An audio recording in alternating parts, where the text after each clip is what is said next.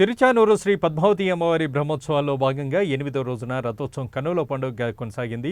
ఈ ఉదయం 9:15 ధనుర్లగ్నంలో రథోత్సవం మొదలై ఆలయ 4 మాడవీధుల్లో సాగింది. ఈ మేరకు భక్తులు పెద్ద సంఖ్యలో రథాన్ని లాగారు. సర్వాలంకార శోభితమైన రథంలో ప్రకాశించే అలమేలుమంగ సకల దేవతా పరివారంతో వైభవోపేతంగా తిరువీధుల్లో విహరించే వేళలో ఆ తల్లిని సేవించిన భక్తుల కోరికలు సిద్ధిస్తాయని విశ్వాసం. రథోత్సవం ఉత్సవం మాత్రమే కాదు, భక్తుల హృదయ క్షేత్రాల్లో తాత్విక బీజాలు విత్తే ఒక యజ్ఞం. సింగారించిన పాలకడలి గారాల పట్టిని దర్శించిన వారికి జన్మాది దుఃఖాలు నశించి మోక్షం లభిస్తుంది. రథోత్సవం అనంతరం మధ్యాహ్నం 12 గంటల నుండి అమ్మవారికి రథమండపంలో శాస్త్రోక్తంగా స్నపన తిరువంచనం నిర్వహించారు. ఇందులో పసుపు, చందనం, పాలు, పెరుగు, తేనె, పన్నీరు, వివిధ రకాల ఫలాలతో అభిషేకం చేశారు. అనంతరం అమ్మవారికి విశేషంగా అలంకారం చేయగా రాత్రి 7 నుండి 9 గంటల వరకు అశ్వవాహనంపై అమ్మవారు దర్శనం ఇవ్వనున్నారు.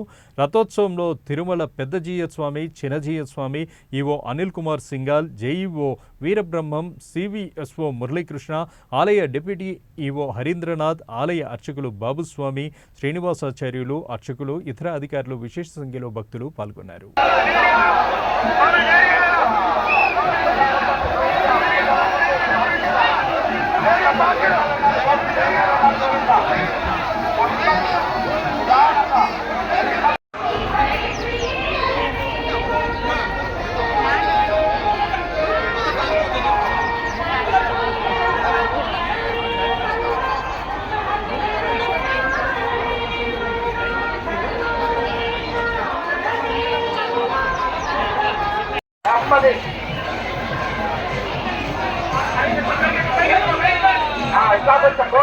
కొద్దిగా లాగట్టు గోవిందాం, కొద్దిగా లాభకి వెళ్ళాలి గోవిందాం, ఇంకా ముందుకు రావాలి, ఇంకా పోవాలి గోవిందా. ఒక్కసారిగా నెమ్మదిగా గోవిందా.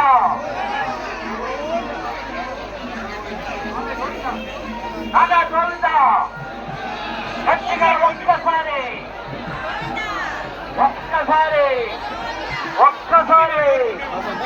ఆగాలి.